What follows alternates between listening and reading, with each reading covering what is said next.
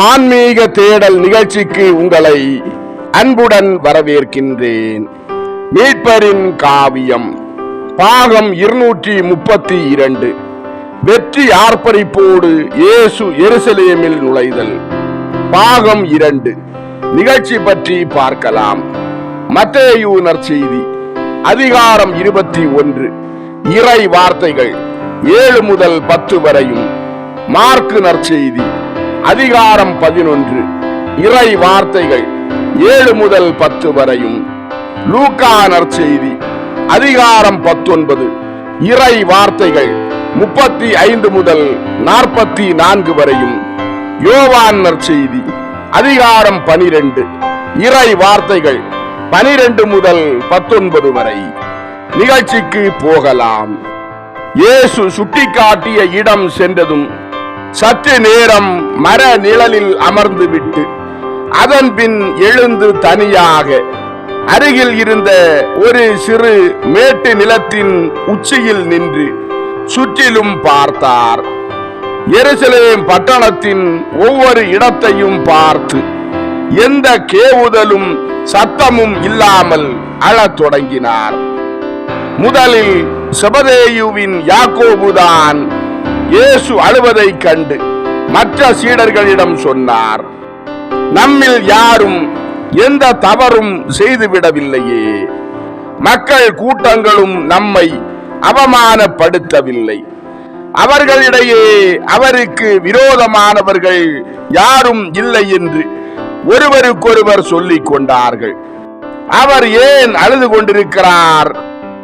பேதுருவும் யோவானும் ஒன்றாக எழுந்து குருவிடம் சென்றார்கள். யோவான் இயேசுவை பார்த்து, குருவே, அழுகிறீரா என்று கேட்டார். பேதுரு இயேசுவை பார்த்து, உம்மை துயரப்படுத்துவது எது இயேசு? உம்மை நேசிக்கிற எங்களிடம் சொல்லும் என்றார். மூவரும் அணைத்துக் கொண்டார்கள். ஆனாலும் இயேசுவின் கண்களில் இருந்து கண்ணீர் துளிகள் தொடர்ந்து விழுந்து கொண்டிருந்தது. மற்ற அப்போஸ்தலர்களும் இயேசுவை சூழ்ந்து கொண்டார்கள். யோவான் இயேசுவை பார்த்து, மீண்டும் ஏன் அழுகிறீர் குருவே? ஒருவேளை உம் துயரத்திற்கு நாங்கள் தான் காரணமா என்று கேட்டார். இயேசு யோவானை பார்த்து, இல்லை, நீங்கள் இல்லை. நீங்கள் என் நண்பர்கள். நட்பு உண்மை உள்ளதாக இருக்கும் போது அது தைலமாகவும் புன்னகையாகவும் இருக்கிறது, ஒருபோதும் கண்ணீராக அல்ல. நீங்கள் என்றென்றும் என் நண்பர்களாகவே நிலைத்திருக்க வேண்டும் என்று நான் விரும்புகிறேன். நொதித்துக் கொண்டும் நேர்மையாகவே நிலைத்திருக்கும் உறுதியான சித்தம் இல்லாமலும் இருக்கிறவர்களை அசுத்தமாக்கி கொண்டும் இருக்கிற சீர்கேட்டுக்குள் நாம் நுழையப் போகிறோம் என்றார். பல சீடர்கள் ஒரே நேரத்தில், நாம் எங்கே போகிறோம் குருவே? எருசலேமுக்கு போகவில்லையா? மக்கள் கூட்டம் ஏற்கனவே மகிழ்ச்சியோடு உம்மை வாழ்த்தி உள்ளது. அவர்களை ஏமாற்ற விரும்புகிறீரா? பாஸ்கா அண்மையில் இருக்கிற இந்த நேரத்தில் நாம் ஏதாவது புதுமை செய்வதற்காக சமாரியாவுக்கு போகிறோமா என்று கேட்டார்கள். இயேசு தமது வலக்கரத்தால் பட்டணத்தை சுட்டி காட்டி, அதுவே சீர்கேடு. நாம் எருசலேமுக்குள் போகிறோம். நாம் அங்கே போகிறோம்.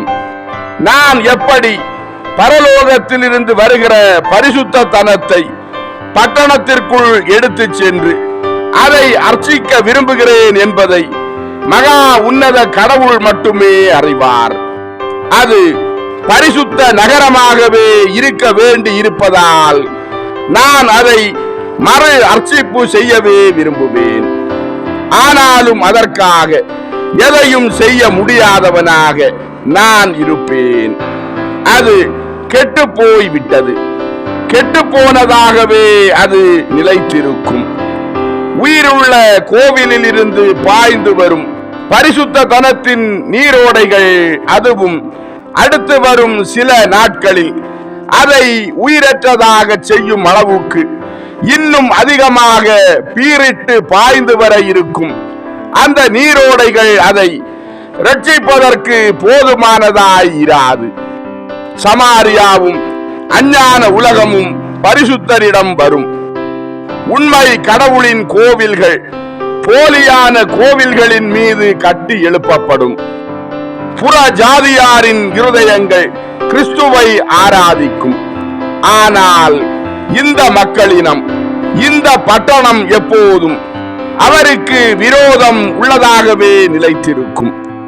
அவர்களுடைய வெறுப்பு அனைத்திலும் பெரிய பாவத்திற்கு அவர்களை இட்டு செல்லும். இது நிகழ்ந்தாக வேண்டும்.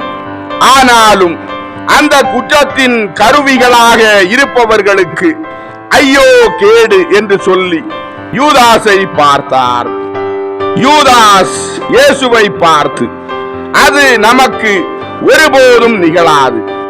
நாங்கள் அப்போஸ்தலர்கள், நாங்கள் உம்மை விசுவசிக்கிறோம், உமக்காக உயிர் விடவும் தயாராக இருக்கிறோம் என்றான். மற்ற சீடர்களும் யூதாசோடு சேர்ந்து கொண்டார்கள். இயேசு அப்போஸ்தலர்களை பார்த்து, பரலோகத்தை பொறுத்தவரை நீங்கள் அப்படி இருக்கலாம். ஆனால் நீங்கள் இன்னும் மிக பலவீனமாய் இருக்கிறீர்கள். சோதனையானது என்னை வெறுக்கிறவர்களை போல் உங்களை ஆக்கிவிடலாம். பக்தி பற்றுதலோடு ஜெபியுங்கள். உங்களை நீங்களே விழிப்போடு கண்காணித்துக் கொள்ளுங்கள். சாத்தான் தான் தோற்கடிக்கப்பட இருப்பதை அறிந்திருக்கிறான். உங்களை என்னிடமிருந்து பிடுங்கி அகற்றி விடுவதன் மூலம் பழி தீர்த்து கொள்ள அவன் விரும்புகிறான். அவன் நம் எல்லோரை சுற்றியும் இருக்கிறான். நான் என் பிதாவின் சித்தத்தை நிறைவேற்றாமலும் என்னிடம் ஒப்படைக்கப்பட்ட அலுவலை செய்து முடிக்காமலும் தடுத்து விடும்படி அவன் என்னை சுற்றியும் இருக்கிறான். உங்களை தன் ஊழியர்கள் ஆக்கும்படி அவன் உங்களை சுற்றிலும் இருக்கிறான். விழிப்பாயிருங்கள். அந்த மதில்களுக்குள் பலம் அற்றவர்களாக இருப்பவர்களை அவன் எடுத்துக் கொள்வான். தான் தேர்ந்து கொள்ளப்பட்டவனாக இருந்ததையே தன் சாபமாக கொண்டிருப்பவனை அவன் எடுத்துக் கொள்வான். ஏனெனில் அவன் தான் தெரிந்து கொள்ளப்பட்டதை ஒரு மனித நோக்கத்திற்காக பயன்படுத்தினான். நான் உங்களை உலக ராஜ்யத்திற்காக அல்ல, பரலோக ராஜ்யத்திற்காகவே தேர்ந்து கொண்டேன். இதை மனதில் இருத்துங்கள் என்று சொல்லிவிட்டு எருசலேமை பார்த்து, நீயோ தன் அழிவை தானே விரும்புவதும் என் கண்ணீர் தன் மீது சிந்தப்பட்டதுமாகிய சீயோன் பட்டணமே, உன் கிறிஸ்துவானவர் உனது இரட்சண்யத்திற்காக ஜெபித்துக் கொண்டிருக்கிறார் என்பதை அறிந்திரு. ஓ, உனக்கு இன்னும் எஞ்சியிருக்கிற இந்த காலத்திலாவது உன் சமாதானமாய் இருக்கும்படி உன்னிடம் வந்தவரை நீ அறிந்திருக்கலாகாதா? இந்த வேளையில் உன் வழியாக கடந்து போய் கொண்டிருக்கிற நேசமானவரை நீ புரிந்து கொண்டு உன்னை குருடும் பைத்தியமும் உனக்கும் உன் நலத்திற்கும் எதிராக கொடூரமுள்ளதாக்குகிற வெறுப்பை உன்னிடம் இருந்து களைந்திருப்பாய் என்றால், ஆனால் ஒரு நாள் வரும், அப்போது இந்த நேரத்தை நீ நினைவு கூறுவாய். ஆனால் அப்போது அழுவதற்கும் மனம் திரும்புவதற்கும் மிகவும் தாமதமாகி இருக்கும். நேசமானவர் கடந்து போயிருப்பார். அவர் உன் தெருக்களில் இருந்து மறைந்து போயிருப்பார். நீ தேர்ந்து கொண்ட வெறுப்பு மட்டுமே நிலைத்திருக்கும். அந்த வெறுப்பு உன் மீதும் உன் குழந்தைகள் மீதும் இருக்கும். ஏனெனில் ஒருவன் தான் விரும்பியதையே செய்து கொண்டிருக்கிறான். வெறுப்புக்கு வெறுப்பே கைமாறாக தரப்படுகிறது. அப்போது பலவான்களின் வெறுப்பு பாதுகாப்பற்றவர்களுக்கு எதிராக இருக்காது. மாறாக வெறுப்புக்கு எதிராக வெறுப்பே இருக்கும். அதன் காரணமாக போரும் மரணமும் இருக்கும். பதுங்கு குழிகளாலும் ஆயுதம் தரித்த மனிதர்களாலும் சூழப்பட்டு நீ அழிக்கப்படுவதற்கு முன் கடும் மனசோர்வுக்கு உள்ளாவாய். ஆயுதங்களாலும் பஞ்சத்தாலும் உன் குழந்தைகள் கொல்லப்படுவதையும் தப்பி பிழைத்தவர்கள் கைதிகளாக கொண்டு செல்லப்படுவதையும் பரிகசிக்கப்படுவதையும் நீ காண்பாய். நீ இரக்கத்தையும் மன்றாடி கேட்பாய். ஏனெனில் உன் இரட்சண்யத்தை நீ ஏற்க மறுத்துவிட்டாய். நான் அழுகிறேன் என் நண்பர்களே, ஏனெனில் நான் ஒரு மனிதனின் இருதயத்தை கொண்டிருக்கிறேன். என் தாய்நாட்டின் அழிவு என்னை அழச் செய்கிறது. ஆனாலும் இது நிகழ்வது நீதியானது. ஏனெனில் அந்த மதில்களுக்குள் சீர்கேடு எல்லா அளவுகளையும் தாண்டி விட்டது. அது கடவுளின் தண்டனையை தன் மீது ஈர்க்கிறது. தங்கள் தாய்நாட்டின் அழிவுக்கு காரணமாக இருக்கும் மக்களை கேடு சூழ்வதாக, அதன் முக்கிய காரணமாக இருக்கிற தலைவர்களை கேடு சூழ்வதாக, மற்றவர்கள் நேர்மையாக இருக்கும்படி அவர்களை வழிநடத்துமாறு புனிதர்களாய் இருக்க வேண்டியிருந்தும் தங்கள் ஊழியத்தின் இல்லத்தையும் தங்களையும் அவசங்கை செய்கிறவர்களை கேடு சூழ்வதாக. வாருங்கள், என் செயல்பாட்டினால் எந்த பயனும் இராது. ஆனாலும் மீண்டும் ஒரு முறை இருளில் ஒளி பிரகாசிக்கும்படி செய்வோமாக. தம் அப்போஸ்தலர்கள் பின்தொடர இறங்கிச் சென்று குன்றின் அடிவாரத்தில் ஒரு சிறு வீட்டிற்குள் நுழைந்தார். அதிகமான மக்கள் அங்கு கூடினார்கள். ஒருவரை ஒருவர் நெருக்கினார்கள். நெருக்கத்தில் மாட்டிக்கொண்ட சில பெண்கள் கத்தினர். சில குழந்தைகள் அழுதனர். அவரை ஆராதிக்க அனைவரும் முயன்றனர். ஒரே அமளியாக இருந்தது. இயேசு அங்கு அமைதி ஏற்படுத்தி, உங்களுக்கு சமாதானம், உங்களை காயப்படுத்தி கொள்ளாதீர்கள், வழிவிடுங்கள். என் அன்பிற்குரிய நண்பர்களே, என்னை வெளியே வரவிடுங்கள், அதன் பின் என்னை பின் செல்லுங்கள். ஏனெனில் நாம் பரிசுத்த நகரத்திற்குள் ஒன்று சேர்ந்து நுழையப் போகிறோம் என்றார். இயேசு வெளியே வந்து சிறு கழுதையின் மீது ஏறும்படி சற்று விலகினார்கள். இதுவரை யாரும் சவாரி செய்யாத கழுதை குட்டியின் மீது ஏறச் சென்றார்.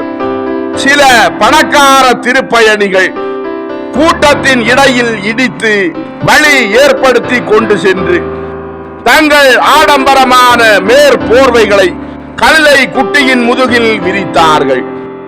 இயேசு அதன் மேல் ஏறி அமர்ந்தார். பயணம் தொடங்கியது. இயேசுவின் ஒரு பக்கம் பேதுருவும் மறுபக்கம் ஈசாக்கும் கடிவாளத்தை பிடித்தபடி நடந்தார்கள். மக்கள் இயேசுவின் மீது மலர்களை வீசினார்கள். தரை மீது ஒலிவ கிளைகளையும் தாள இலைகளையும் பரப்பி தாவீதின் மகனுக்கு ஓசன்னா என்று கூக்குரலுடன் சென்றனர். பலர் தாங்களாக மனமுவந்து பவனியை வழி நடத்தினர். பாதையை சரி செய்தார்கள். ஒரு மனிதன் சாலையில் தன் மேற்போர்வையை கம்பளத்தை போல் வீசியதை கண்ட நூற்றுக்கணக்கானோர் அவனை கண்டு பாவித்து சாலையின் மைய பகுதியில் தரை மேல் ஆடைகளை பரப்பினர். இயேசு அவர்களை கடந்து சென்றதும் அவை பொறுக்கி எடுக்கப்பட்டு இன்னும் அநேக மேற்போர்வைகளோடு முன்பக்கமாக கொண்டு சென்று பரப்பினார்கள். இஸ்ராயேலின் அரசரும் தாவீதின் மகனுமானவருக்கும் அவரது ராஜ்யத்திற்கும் மகிமை என்று கூக்குரலிட்டபடி தங்கள் கைகளில் உள்ள கிளைகளை அசைத்தவாறு சென்றனர். போகும் வழியில் வீடுகளின் மொட்டை மாடிகளில் மக்கள் நின்று ஓசன்னா என்று பாடினார்கள். மலர்களையும் வீசி வாசனை திரவியங்களையும் தெருவில் ஊற்றினார்கள். மேலும் மேலும் மக்கள் குவிந்து குரலொலி எழுப்பியபடியே சென்றதால் அது ஒரு குழப்பம் போலவே இருந்தது. எல்லா இடங்களில் இருந்தும் இயேசுவை பின் செல்வோர் அனைவரும் அங்கே இருந்தனர். இதை கண்ட பரிசேயர்களும் சட்ட வல்லுநர்களும் கடும் கோபம் கொண்டு தங்கள் முழங்கைகளால் இடித்து வழி ஏற்படுத்தியபடி இயேசுவிடம் சென்று, இந்த பைத்தியக்கார மக்களை பேசாதிருக்கும்படி சொல்லும் என்று கத்தினார்கள். அவர்கள் தங்கள் அறிவை பயன்படுத்த செய்யும் ஓசன்னாக்கள் கடவுளுக்கு மட்டுமே பாடப்பட வேண்டும், பேசாமல் இருக்கும்படி அவர்களிடம் சொல்லும் என்றார்கள். இயேசு கனிவுடன் அவர்களை பார்த்து, மௌனமாய் இருக்கும்படி நான் அவர்களிடம் சொல்லி அவர்கள் எனக்கு கீழ்ப்படிந்தாலும் இந்த கற்கள் கடவுளின் வார்த்தையானவரின் அற்புதங்களை ஏற்றி போற்றும் என்றார். மக்கள், ஓசன்னா, தாவீதின் மகனுக்கு ஓசன்னா, ஆண்டவரின் திருநாமத்தில் வருபவர் ஆசீர்வதிக்கப்பட்டவரே, அவருக்கும் அவருடைய ராஜ்யத்திற்கும் ஓசன்னா, கடவுள் நம்மோடு இருக்கிறார், இம்மானுவேல் வந்துவிட்டார், ஆண்டவருடைய கிறிஸ்துவின் ராஜ்யம் வந்துவிட்டது, ஓசன்னா, பூலோகத்திலிருந்து மகா உன்னத பரலோகத்திற்கு ஓசன்னா. சமாதானம் சமாதானம் என் அரசரே, உமக்கு சமாதானமும் ஆசீர்வாதங்களும். பரிசுத்த அரசரே, பரலோகத்திலும் பூலோகத்தின் மீதும் சமாதானமும் மகிமையும். கடவுளின் கிறிஸ்துவுக்காக கடவுளுக்கு மகிமை. அவரை வரவேற்பது எப்படி என்று அறிந்திருக்கிற மனிதர்களுக்கு சமாதானம் என்றார்கள். இடையர்கள் ஒன்று சேர்ந்து பூமியில் நல்ல சித்தம் உள்ள மனிதர்களுக்கு சமாதானம், உன்னத பரலோகத்தில் மகிமை, ஏனெனில் ஆண்டவரின் நேரம் வந்துவிட்டது என்றார்கள். எல்லோரும் கத்தியபடி கூக்குரலிட்டு சென்றாலும் பவனி மெதுவாகவே சென்று கொண்டிருந்தது. ஒரு வீட்டிலிருந்து பலமுள்ள இளைஞர் கூட்டம் தூபம் நிரம்பிய தூப கலசங்களை தூபத்தை எரிய விட்டபடி சென்றனர். இதை விரும்பிய மக்கள் இயேசுவுக்கு மரியாதை செலுத்தும்படி நெருப்பும் வாசனை பிசின்களும் எடுக்க தங்கள் வீடுகளுக்கு ஓடி சென்று எடுத்து வந்து தூபமிட்டனர். மாதா நின்று கொண்டிருந்த வீட்டின் அருகில் சென்றதும் மாதாவை பார்த்து இயேசு புன்னகைத்தார்.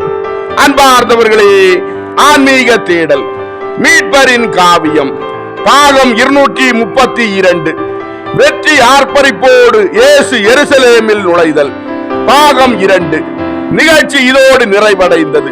அடுத்த நிகழ்ச்சியில் உங்களை சந்திக்கும் வரை உங்களிடமிருந்து விடைபெறும் உங்கள் ஜான் பிரிட்டோ. ஆன்மீக தேடல் தொடரும். நன்றி.